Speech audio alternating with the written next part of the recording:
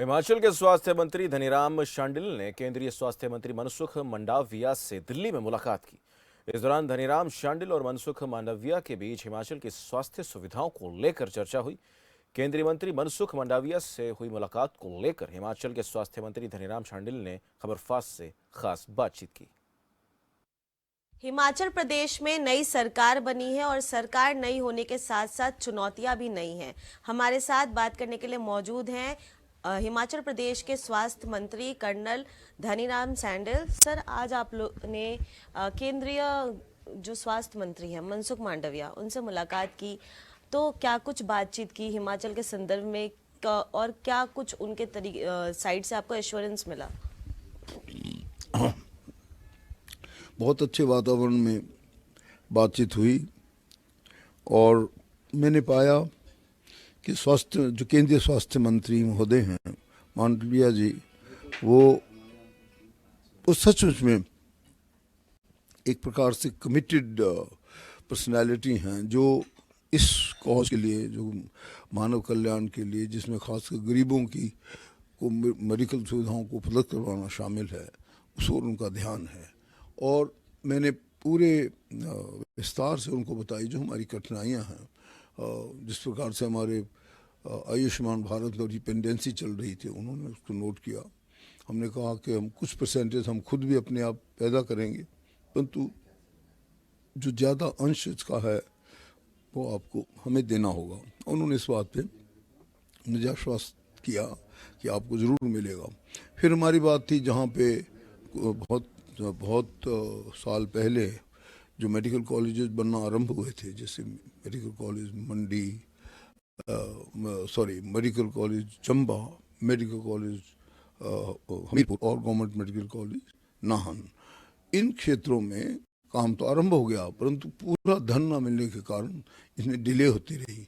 इसलिए वो भी मैंने इनके ध्यान में लाया। उन्होंने कहा इसको भी हम पूरा करेंगे। आपने बात की मेडिकल कॉलेजेस की, आपने बात की कि हिमाचल का जो टेरेन है वो काफ़ी टफ है। सर, इसी संदर्भ में ये सवाल है मेरा कि जिस तरीके से मेडिकल कॉलेजेस खोले जाने की बात कही जा रही है, क्या आगामी समय में और भी इसमें कुछ इजाफा देखने को मिलेगा, यानी नंबर्स बढ़ाया जाएगा?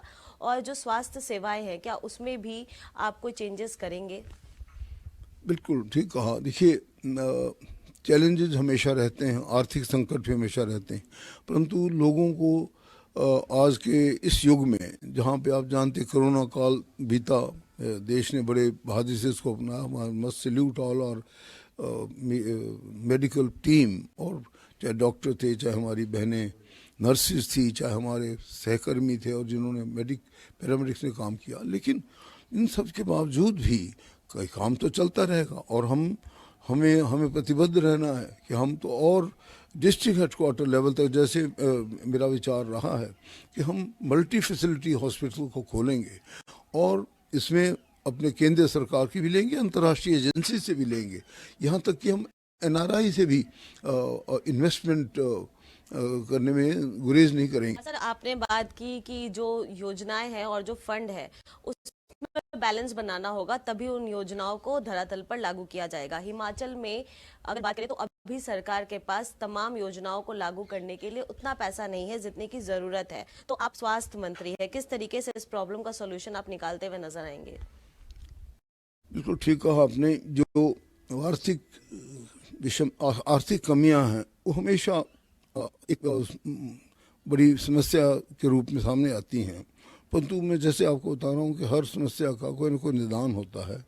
हमें समस्याओं से कॉम्बैट करना, उनका सामना करना है और उसके लिए रास्ता निकालना है। हम बहुत सी चीज़ों में कमी कर सकते हैं, परंतु स्वास्थ्य की सुविधाओं में कमी नहीं कर सकते। तो कुछ इंटरनल सोर्सेज को भी हम जनरेट करेंगे। हम, जैसे मैंने आपको कहा, हम अंतर्राष्ट्रीय एजेंसी से भी, अपने एनआरआई से भी चाहेंगे कि वो भी अपना योगदान दें। और पूर्ण आशा हुई मुझे जो जागी, जैसे हमारी केंद्र सरकार है वो भी हमें अपना पूरा योगदान देगी। तो इन सब एजेंसीज को इकट्ठा करके जो हमारी मेडिकल की समस्याएं हैं और जो लोगों तक पहुंचनी चाहिए, उनमें ज़रूर सुधार होगा, ऐसा मेरा मानना है। सर, आपने कहा कि कोरोना काल में काफ़ी ज़्यादा चीज़ें देखने को मिली, कोई मसीहा साबित हुआ तो कुछ ऐसे लोग भी सामने आए। खास करके अगर बात करें तो इसके पहले जो कोरोना के समय में हिमाचल प्रदेश के स्वास्थ्य मंत्री थे, उन पर कुछ आरोप भी लगे, गंभीर आरोप थे।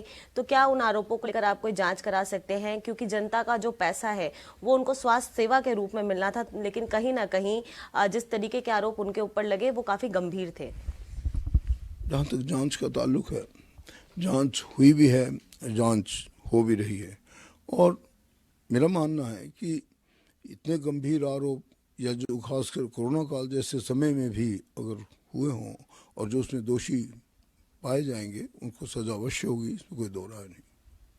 बहुत बहुत धन्यवाद आपका। तो ये थे हमारे साथ बात करने के लिए डॉक्टर धनीराम सैंडल, जिन्होंने साफ तौर पर कहा कि हिमाचल प्रदेश में जो स्वास्थ्य सेवाएं हैं उसमें बेहतरी की जाएगी और उसको सुधारा भी जाएगा, और उसके साथ ही साथ उसमें तमाम जो बैलेंस है फंड और स्वास्थ्य सेवाओं के बीच में वो भी बिठाने की कोशिश की जाएगी। उनके तरफ से तमाम बहुत सारे आइडियाज़ हैं जिसको धरातल पर जल्द से जल्द लागू किया जाएगा।